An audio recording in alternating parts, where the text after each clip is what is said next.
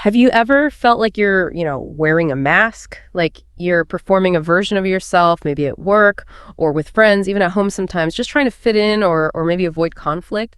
What if actually taking off that mask, and I know that can feel terrifying in the moment, what if that's the most direct path to a richer, deeper sense of joy and connection in your life?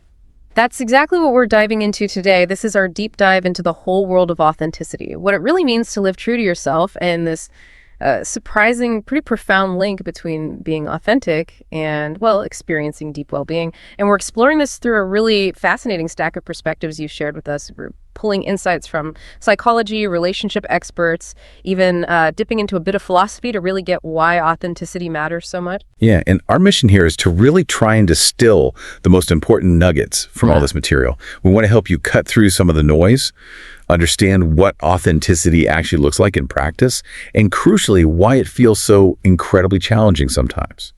And then uncover some practical ways you can actually start cultivating it, for more joy and genuine connection in your own life. Okay, let's unpack this then. We hear that phrase, just be yourself, thrown around constantly. It sounds so simple, almost like a cliche, right? But what does it really mean to be authentic? The sources you gave us really dig into this, and it's much more than just surface level stuff.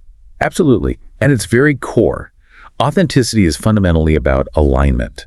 It's that state where your inner world, so your thoughts, your feelings, your core values, your true nature is actually in harmony with your outward actions. So what you say and what you do, they match who you are inside.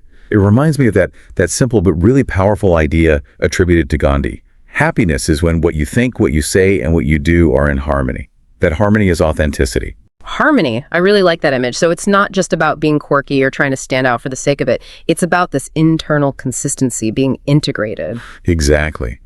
Yeah. Psychologists often talk about this difference between the true or authentic self and the false or adaptive self. And that adaptive self is that version we might create or, tweak to fit in, to meet expectations, or maybe just to feel safe from judgment. Right. And one perspective in the sources even brings in philosophy, connecting this idea to existentialism. I know that might sound a bit heavy, but the simple takeaway is actually quite powerful. It's this idea that we aren't born with some fixed nature or a predetermined path laid out for us. We actually create who we are through the choices and the actions we make throughout our lives. Exactly. So living authentically from this viewpoint isn't just about finding some hidden pre-existing self deep inside. It's more about actively confronting that incredible freedom and also the responsibility to define yourself through your choices, rather than just passively, defaulting to what they do or what society seems to demand. It's about moving away from what Heidegger called falling into the crowd towards ownness, being your own. Okay, that makes a lot of sense. It's about choosing your own path, essentially, and owning those choices.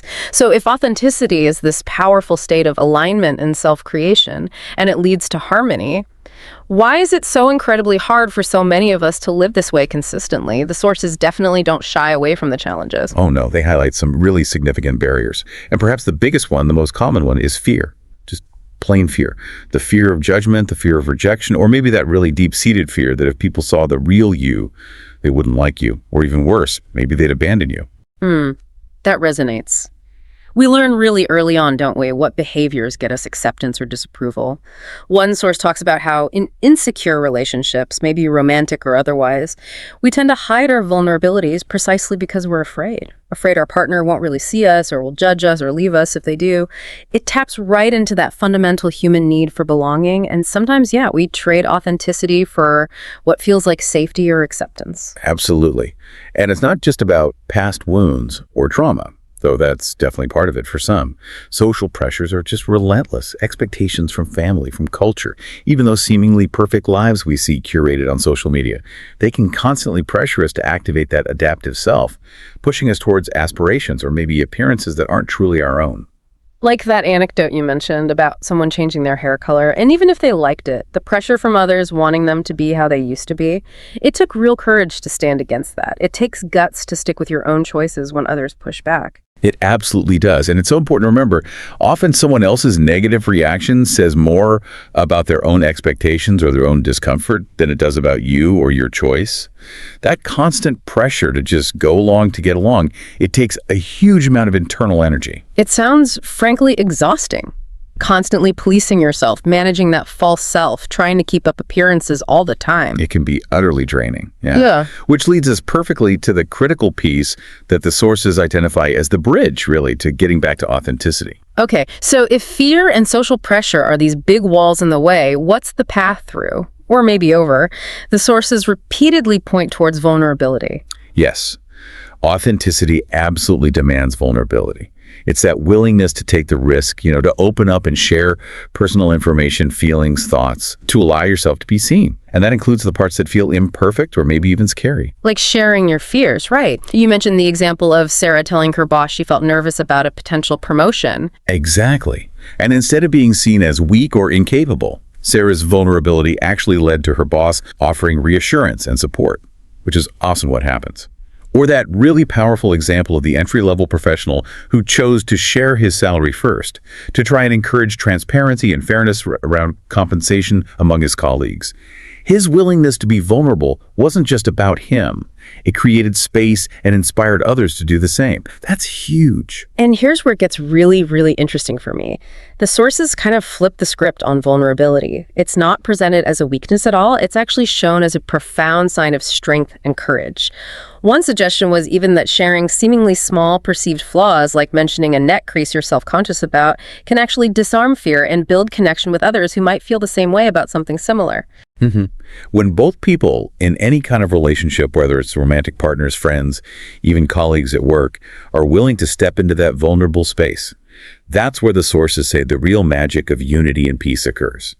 It creates this deep sense of safety and belonging, and it often gives other people permission to lower their own guard, too. It's reciprocal. Right. So we understand authenticity is alignment. It's challenged by fear. Vulnerability is key. But what's the payoff? Why go through all this hard, courageous work? The title promises happiness and deep joy. And the sources absolutely deliver on that promise. They strongly link authenticity to significant benefits across pretty much every major area of life. Your psychological well-being, the depth and quality of your relationships, and even your physical health.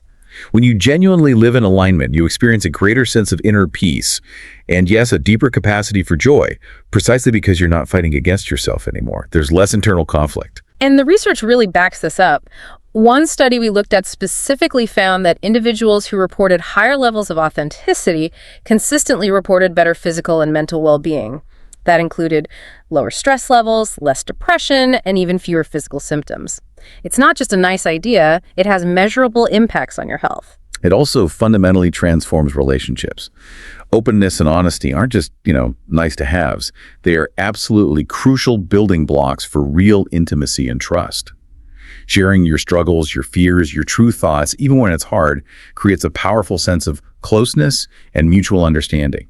And this is huge because it directly combats feelings of loneliness, even if you're surrounded by people.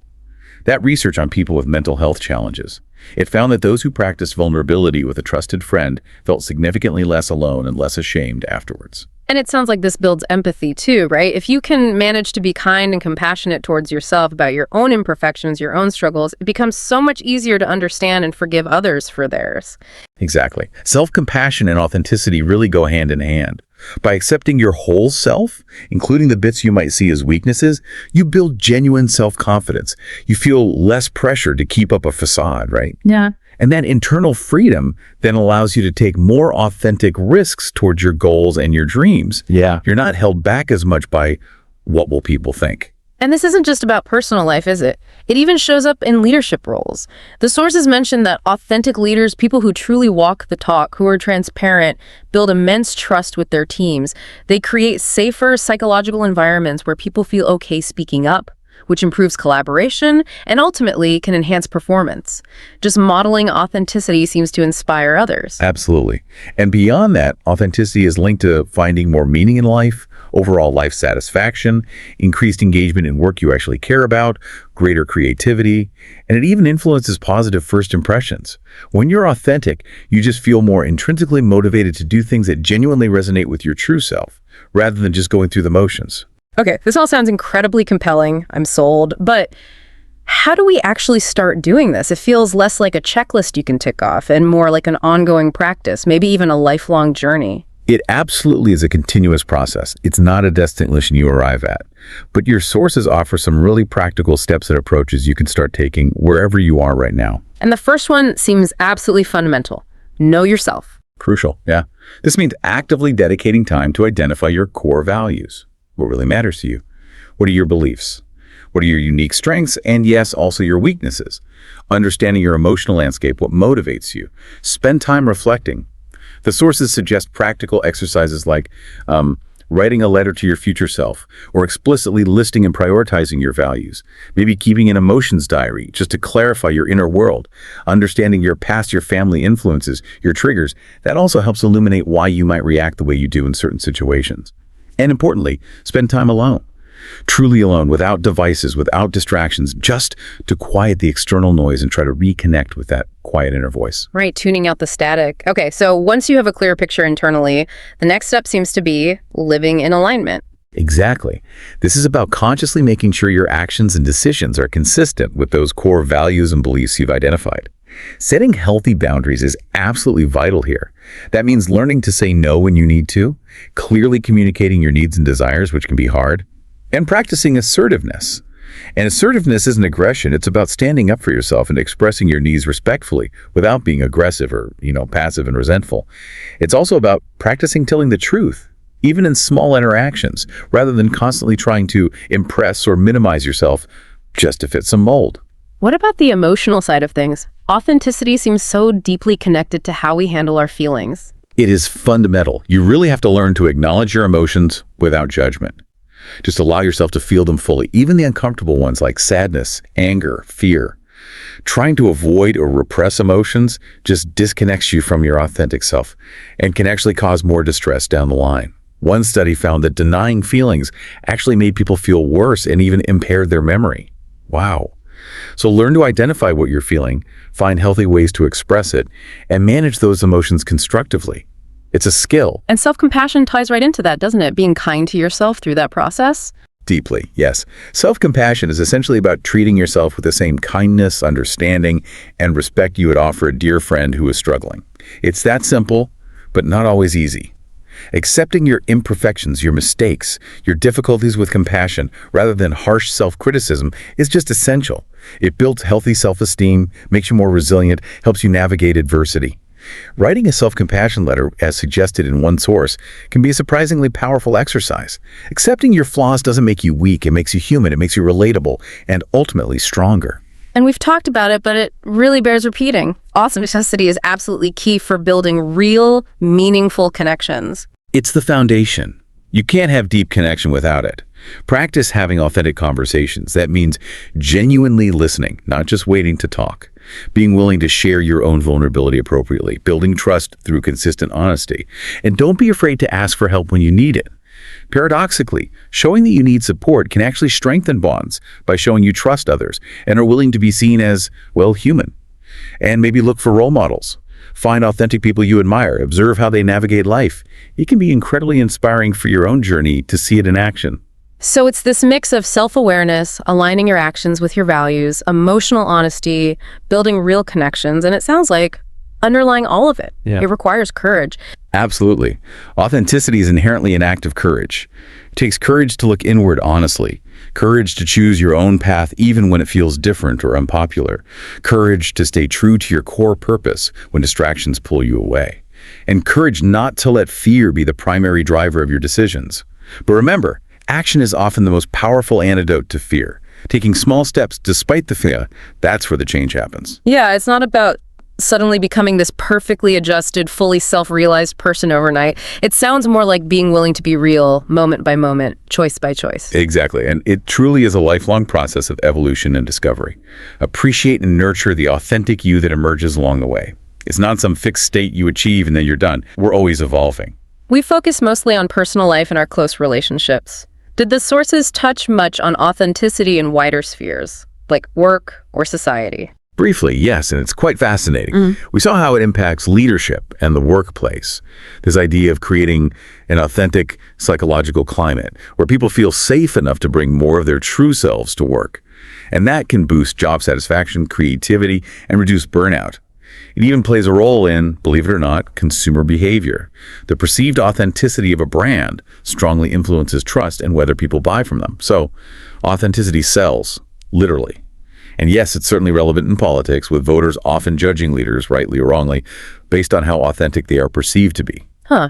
So it really does ripple outwards beyond our personal bubble. Though the sources were balanced, they also mentioned it's not always simple. Authentic expression can potentially cause conflict if it's not navigated skillfully or if it clashes really strongly with the environment you're in. Exactly. A balanced view acknowledges that complexity. It's a journey that requires not just courage, but also, wisdom and skill in how you express your truth while navigating the relationships in the world around you. It's not about bluntness for its own sake. This whole deep dive into your sources really underscores that the path to deep joy and fulfillment isn't really about seeking external validation or trying to force yourself into someone else's idea of who you should be. It's this ongoing, sometimes messy, but ultimately courageous journey of truly knowing yourself, living in alignment with your core values even when it's challenging, embracing vulnerability, and building relationships where you can genuinely be seen for who you actually are. That's it. The happiness of authenticity really comes from that fundamental internal harmony when what you think, say, and do are all aligned. It's a state that profoundly impacts your well-being, builds deeper, more resilient connections, and ultimately creates a more meaningful life. It definitely takes conscious practice, real effort, and yes, that word again, courage. But as the sources make incredibly clear, the results, the depth of living it brings are profoundly worthwhile.